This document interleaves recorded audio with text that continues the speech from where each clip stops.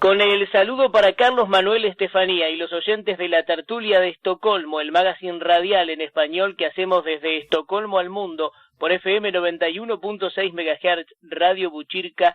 Hoy para Leandro Gasco desde Washington es un gran gusto saludar, reconocer y entrevistar al reverendo pastor bautista cubano oriundo de Tahuayabón, fundador del Foro Instituto Patmos, que a 7 años del martirio de Oswaldo Payá y Harold Cepero participa especialmente del homenaje recordando a los mártires de la democracia latinoamericana. Hoy vamos a desarrollar sobre las intensas actividades y el bien, la libertad y la vida que promueve. Buenas tardes, estimado hermano Mario Félix Guionar Barroso. Qué grato tenerte. ¿Cómo estás? Sí, buenas tardes, Leandro Gasco, a ti, a toda la gran audiencia que tienes a nivel mundial. Estamos bien, pero estaremos mucho mejor cuando Cuba sea libre, que es por lo cual estamos luchando. Así que gracias por apoyarnos y acompañarnos en este proceso. Bueno, yo leía por allí un artículo de María Fiallo en Pan Am Post y quiero que me cuentes cómo fue, Mario Félix, el encuentro con el presidente Donald Trump, porque fuiste el único representante de Latinoamérica entre 28 sobrevivientes de persecución religiosa y que alzaste la voz para denunciar la injusta prisión que el castrocomunismo de Díaz-Canel somete al matrimonio de pastores Ramón Rigal y Adia Expósito. Cuéntanos, por ahí leí, ¿qué fue lo que te preguntó el presidente Trump? ¿Qué respondiste? También allí mención sobre tus 5 colegas a los que se les impidió salir de Cuba para esta gran conferencia ministerial para promover la libertad religiosa. Sí, en efecto, Leandro, se celebró en Washington por segunda ocasión, segundo año consecutivo, la reunión ministerial para el avance de las libertades religiosas. Yo estaba invitado a esta reunión y realmente tenía una gran expectativa. Por segundo año puedo participar, pero las expectativas que yo tenía se quedaron por debajo de lo que sucedió realmente, que fue mucho más de lo que yo pretendía o podía aspirar. Realmente el presidente Donald Trump, en medio de la reunión ministerial, pues hizo una invitación para que de los más de 900 delegados que participaban representando alrededor de 106 países, 28, como tú bien has dicho, sobrevivientes de persecución religiosa, acudiésemos a un encuentro con él. Cuestión esta que realmente aplaudo, porque es verdaderamente admirable que esta administración le conceda la importancia que está concediendo a las libertades religiosas. De hecho, este gran evento, que vuelvo y repito, por segunda ocasión se celebra, es una iniciativa de esta administración. Ellos entienden, a la luz de la historia de los Estados Unidos, que las libertades religiosas son como el medidor del resto de las libertades y derechos, que cuando las libertades religiosas se respetan, con toda probabilidad, el resto de los derechos también será respetado. Y realmente, cuando fui invitado a la Casa Blanca, ni siquiera sabía, hasta una media hora antes, que vería en persona, o que sería recibido en persona junto a los otros 27 sobrevivientes por el propio presidente. Fue algo sorprendente. Yo pensé quizás que nos iban a llevar a la Casa Blanca para estar allí, para hacer un tour, o tal vez ser recibido por algún otro funcionario. Como máximo pensé tal vez, y hubiese sido también algo grandioso, el vicepresidente Mike Pence. Pero la sorpresa fue que el embajador para las libertades religiosas, Sam Brownback, cuando íbamos... Reitera el nombre, dijiste, el embajador. Sí, el embajador para las libertades religiosas de los Estados Unidos, Sam Brownback, él nos informó que seríamos recibidos directamente por el presidente. Y bueno, fue realmente una gran emoción por lo que esto simboliza, ¿no? Estando allí, como tú bien me indagas, pues sí, aproveché la oportunidad, no podía desperdiciarla, porque nosotros nos sentimos con la responsabilidad de ante el mundo entero y ante cualquier dignatario, cualquier persona que pueda interesarse por la libertad de Cuba o que tal vez no esté interesado, nosotros podríamos interesarlo. Por lo tanto, ¿cómo desperdiciar la oportunidad de que el presidente nos iba a recibir?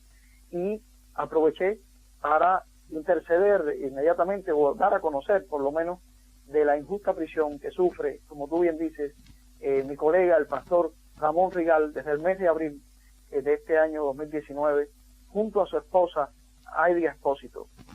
Hay muchos presos en Cuba, pero este pastor y su esposa constituyen en este momento, digamos, el caso más sensible en cuanto a libertades religiosas. Entonces yo no podía desperdiciar esa oportunidad y comencé precisamente diciéndoselo, a referir que en Cuba no se respetaban las libertades religiosas. Y en segundo lugar, para demostrarlo también, pues hice alusión a mis 5 colegas de dentro de Cuba que también estaban invitados a este evento y a los cuales se les impidió venir. Son el presidente de la Convención Bautista de Cuba Occidental, Dariel Llanes Contreras, el presidente de la Convención Bautista de Cuba Oriental, Josué Legra, también el presidente o superintendente de las Asambleas de Dios, que es la denominación más grande de los evangélicos en Cuba, que se llama Moisés de Prada. También al pastor Alain Toledano, que es el líder de uno de los movimientos apostólicos que hay en Cuba, de un enorme crecimiento. Su movimiento como tal se llama Sendas de Justicia. Y también a la señora Ádila León, que es la presidenta de la Liga Evangélica de Cuba. Estamos hablando de una violación flagrante, porque aunque el régimen lleva ya varios años impidiendo salir a muchos activistas, esta vez no estamos hablando de personas comunes o simples, aunque nadie es simple y común, pero estamos hablando de personas que son los líderes de denominaciones que representan a cientos de iglesias y miles de personas. Por lo tanto, ha sido una flagrante violación. Y bueno, yo aproveché y se lo dije, pero tú me decías también que ¿qué me preguntó él? Sí, esto me emocionó mucho porque no había tiempo para que los sobrevivientes hablásemos. El embajador para las libertades religiosas nos había advertido que, aunque todos queríamos hablar, iba a ser imposible, ya que el presidente nos iba a conceder un pequeño espacio de su apretada agenda y que al terminar incluso él debía marcharse para un evento de campaña que se celebraría esa misma tarde en Carolina del Norte. Pero fue imposible contener todo lo que llevábamos por dentro y por lo menos unos 8 o 10 de los sobrevivientes no pudimos callarnos. Y me emocionó, por lo que tú me preguntas acerca de la pregunta que él me hizo, valga la redundancia, es que no teniendo el tiempo y entendiendo que yo con lo que ya le había dicho realmente había sobrepasado la posibilidad que yo tenía. Sin embargo, él me hizo una pregunta, lo cual demuestra su interés por nuestra tierra cubana. Su pregunta tenía que ver en relación a quien se conoce como el actual presidente de Cuba, Miguel Díaz-Canel, pero que todos sabemos que realmente no posee poder real este señor. Él mismo lo reconoce porque cuando hizo su discurso de toma de posesión, él dijo allí bien claro que puesto que Raúl Castro continuaba siendo el primer secretario del Partido Comunista de Cuba, él podría hacer muy poco o nada. Lo dijo más o menos así en su discurso.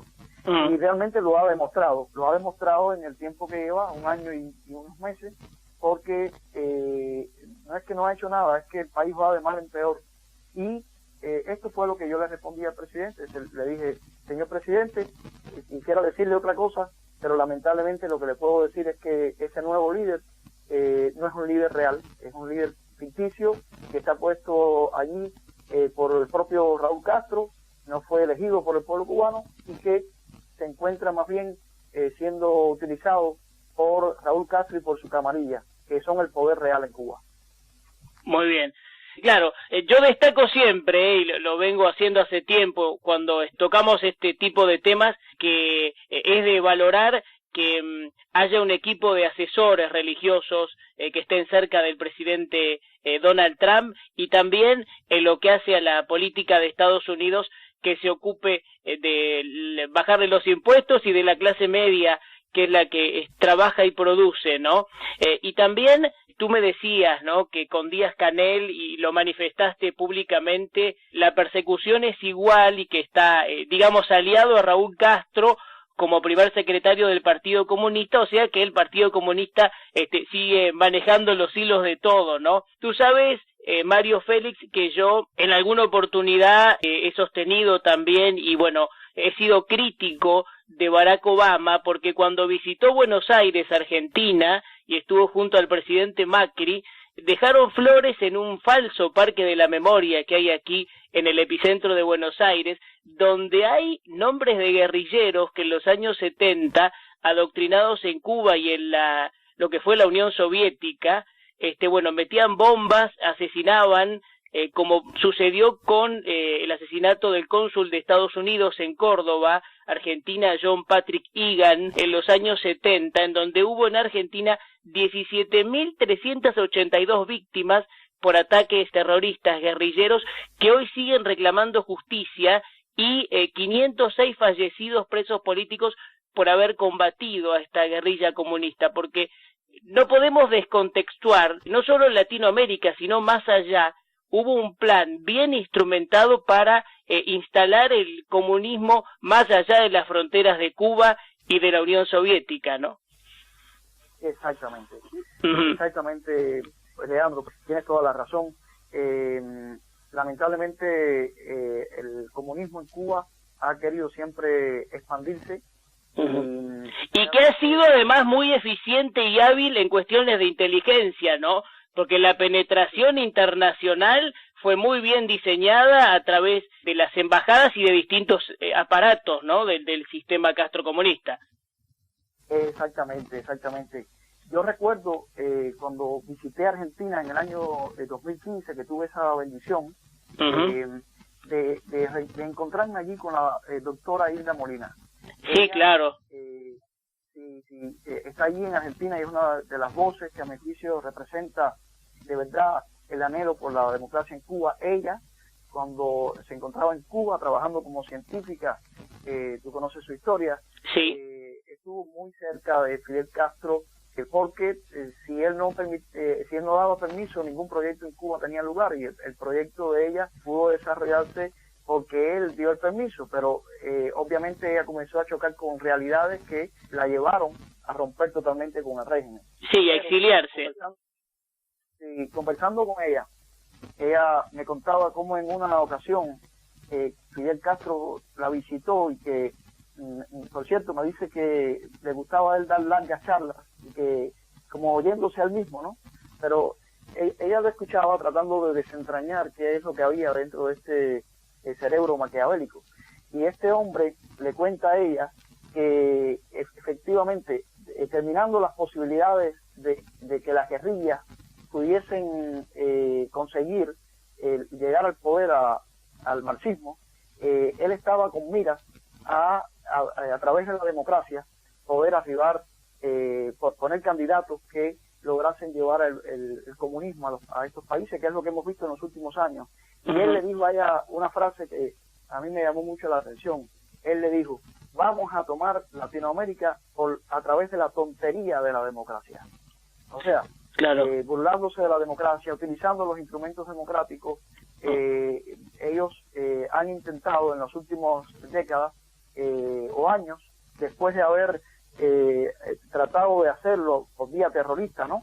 Pero en los últimos años lo han intentado a través de las elecciones en Latinoamérica, y vemos como en el caso de Venezuela, efectivamente, Hugo Chávez fue el caso más paradigmático, totalmente financiado y apoyado por la cúpula comunista en Cuba. Mira lo que ha llevado a Venezuela, ¿no?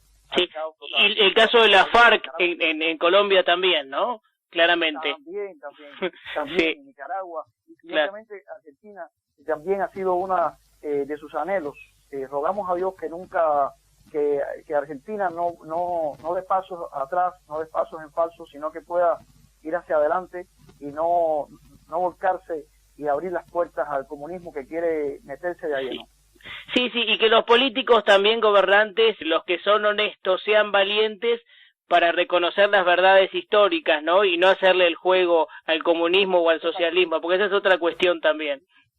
Exacto, por la historia que contabas, ¿verdad? De la visita de Obama, que lo demuestra así. A propósito, Mario, Félix, yo leí también que cuando estuvo Obama en Cuba, tú estuviste 3 días encerrado en un calabozo, no sé si está bien, el dato es correcto, y fuiste testigo de aquel recrudecimiento de la represión, ¿no?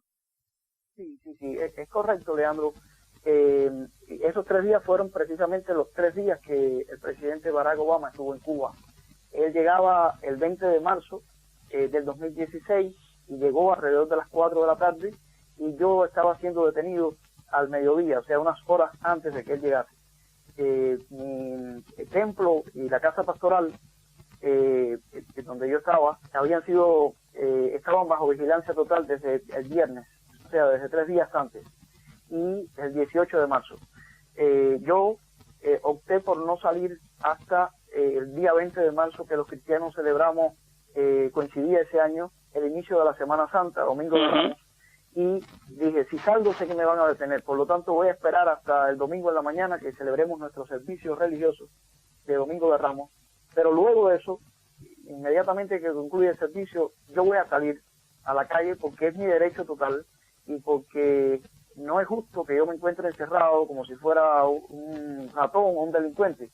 Si ellos me arrestan, bueno, que hagan frente a su propia desfachatez.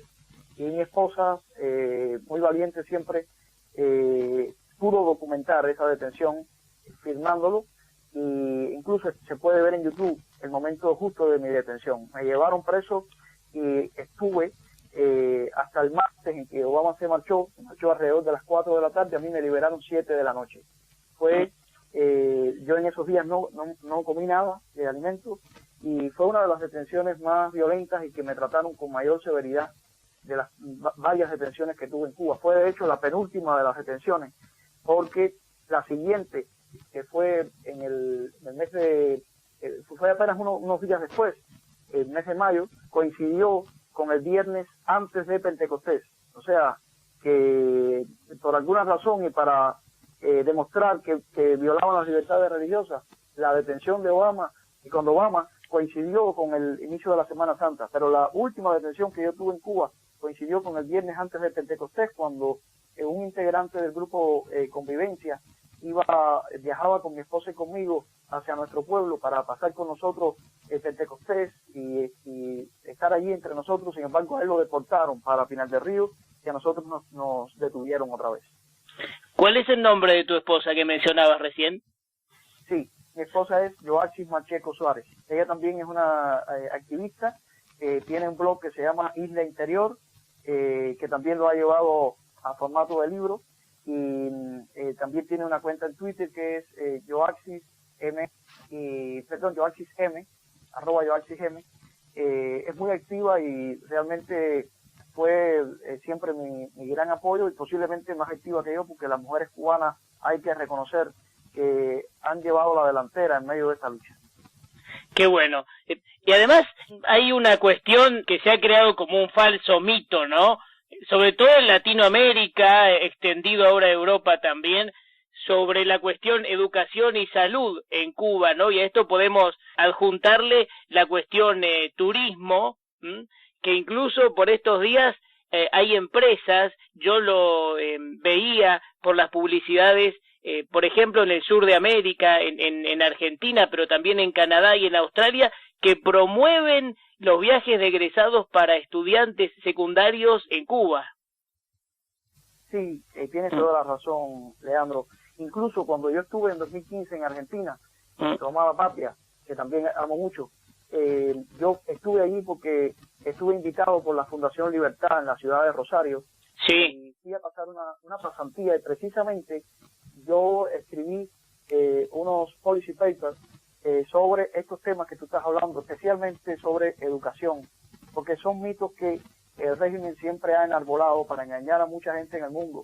Pero fíjate que precisamente esta detención, esta prisión injusta del pastor Ramón Rigal y su esposa Adia Espósito pone el tema precisamente de educación sobre el tapete, porque cuestiona la buena voluntad del régimen, que dice que educa a todos los niños, cuando nos damos cuenta cuál es su verdadero propósito, un propósito totalmente político, con el objetivo de adoctrinar a los niños desde sus edades de más pequeños. Yo mismo sufrí todo eso, y el pastor Rigal y su esposa sencillamente tomaron la difícil decisión que muchos cubanos quisiéramos haber tomado, pero siempre hay alguien que se atreve y ellos lo han hecho, y por eso el régimen los tiene en esta situación, porque ellos se han manifestado en contra de una educación totalmente politizada, ideologizada, donde los niños tienen desde tempranas edades que decir lemas como pioneros por el comunismo, seremos como el Che. Incluso los niños cristianos, hijos de padres creyentes de cualquier confesión de fe, o los opositores, son obligados a gritar estos lemas, lo cual es una falta de respeto. Los niños aprenden a leer con los nombres Fidel, Raúl, Viva la Revolución, etcétera. Es un abuso total del régimen. Y precisamente estos pastores han puesto de relieve todo esto porque antes de 1959 la educación en Cuba era diversa. Muchos entes participaban, además de las escuelas públicas, por supuesto, pero, por ejemplo, muchas iglesias tenían colegios. Esos colegios nos fueron robados en sus edificios, si todavía permanecen. Hay entidades del régimen cubano, por ejemplo, puedo mencionarte así rapidito, el Colegio Metodista de Santa Clara, que fue muy famoso en su época, hoy es el recinto del Partido Comunista Municipal de Santa Clara. El Colegio Bautista de Aguajay, que tenía tremendo renombre, allí hoy hay oficinas del régimen sencillamente para hacer dinero, y están usurpando un terreno que no les corresponde. Pero son solamente ejemplos que te pongo para decirte cómo nos quitaron las posibilidades de trabajar en la educación en Cuba y ellos tomarla por completo. Es un monopolio total, donde además podemos decir hoy que sí es verdad que enseñan a leer y escribir a los niños. Ya expliqué cómo, con los nombres de Raúl, Fidel, Viva la Revolución, pero hemos podido ver cómo en los últimos años incluso esa enseñanza ha decaído muchísimo, porque hay un déficit de maestros, y los maestros que están poniendo para intentar llenar el vacío no tienen la capacidad ni la pedagogía. Hemos visto muchos casos de maestros que enseñan incluso con faltas de ortografía, faltas gramaticales, porque no son maestros sencillamente. Y también hemos visto el deterioro en videos que se han filmado dentro de escuelas de Cuba, donde los niños se muestra el deterioro moral al cual se encuentran sometidos. Entonces, ese es el mito de la educación que realmente está por el suelo. La salud, basta ir a Cuba y ver los hospitales en la situación en que se encuentran. Hubo una colega tuya, periodista, también que viajó a Cuba hace unos años e hizo un reportaje muy bueno acerca del estado de los hospitales. Y sí, hay unos hospitales que son en área dólar para turistas que quieran ir, o para la cúpula del régimen, pero muchos cubanos están muriendo hoy de enfermedades que habían sido erradicadas hace décadas y que están regresando en un país que está totalmente destruido. Y en cuanto al turismo, es un turismo carísimo para un servicio bastante malo, y encima de eso sabemos que es una de las vías que tiene el régimen para llenar sus arcas y mantenerse en el poder. Nosotros... Sí, ahí está el control, el espionaje y también la prostitución que está manejada, ¿no? Efectivamente, añades ahí detalles muy importantes, Leandro, que están presentes. Sí. ¿Cómo fue la charla en Elliott School, George Washington University sobre las violaciones a las libertades religiosas en Cuba y a los derechos humanos? Sí, fue otra de las emociones que tuvimos en esa misma semana en que se celebró en Washington la reunión ministerial para las libertades religiosas. El viernes, antes de regresar a casa, la reunión había terminado el jueves, se nos invitó en ese recinto de la Universidad George Washington para tener una charla con varios estudiantes, organizado por la ONG Víctimas del Comunismo, que realiza un formidable trabajo acerca de los millones de víctimas que han tenido lugar en los países comunistas del pasado y del presente.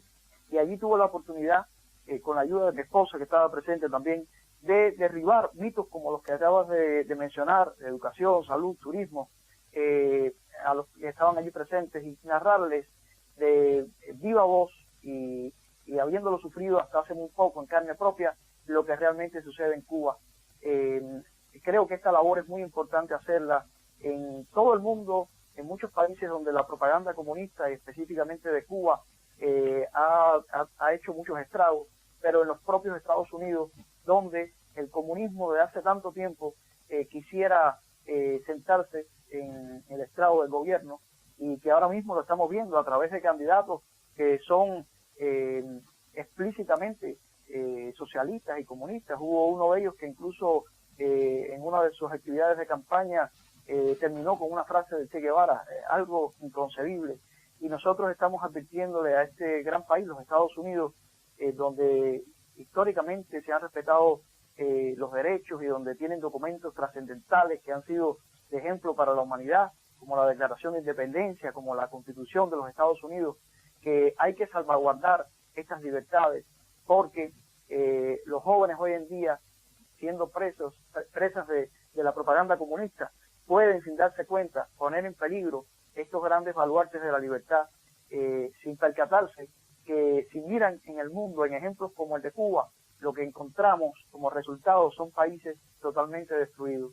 Y los Estados Unidos y los países donde las democracias reinan debían cuidarlas muy bien, porque el comunismo es un flagelo que está vivo y vivito y coleando, como decimos en Cuba, y que puede causar todavía grandes sorpresas. Lamentablemente no dejamos al comunismo en el siglo XX como esperemos que haya quedado el fascismo, el nazifascismo. El comunismo ha sobrevivido, todavía está vivo y todavía, si no se frena, puede causar muchos estragos.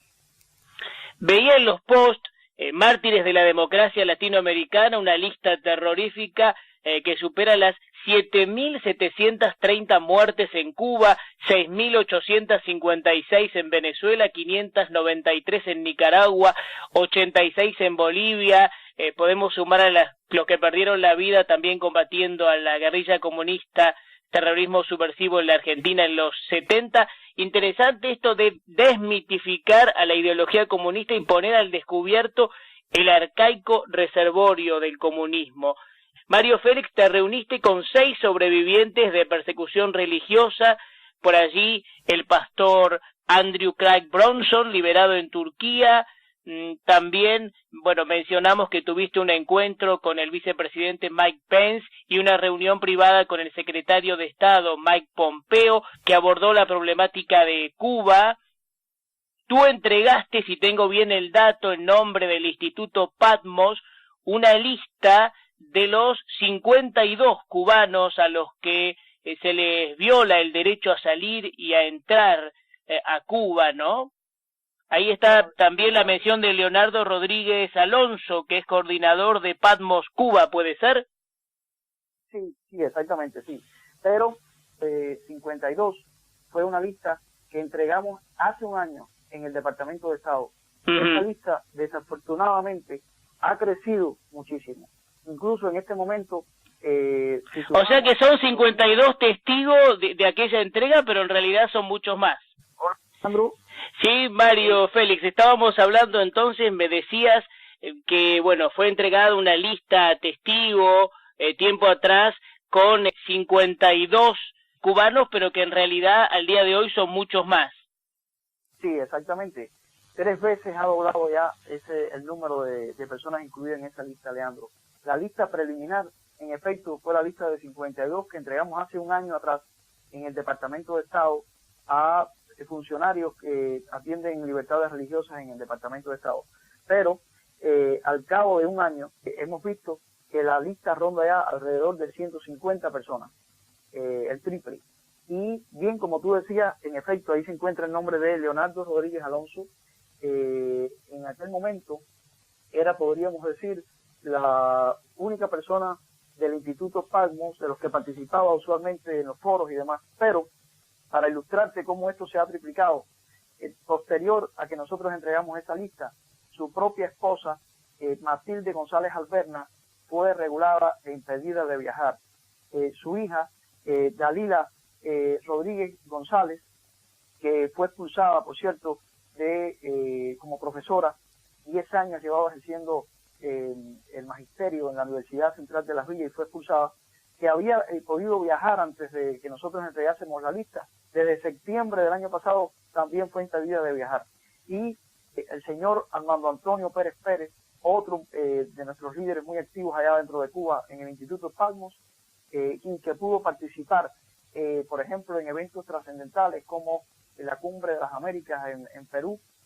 Sin embargo, ninguno de ellos pudo asistir a la Asamblea General de la OEA que se celebró recientemente en Colombia, precisamente porque los tienen regulados en este momento a todos. O sea, que lejos de disminuir las violaciones a las libertades religiosas y a los derechos humanos en general, lo que hemos visto en todos los aspectos de la vida nacional es un incremento, es un aumento.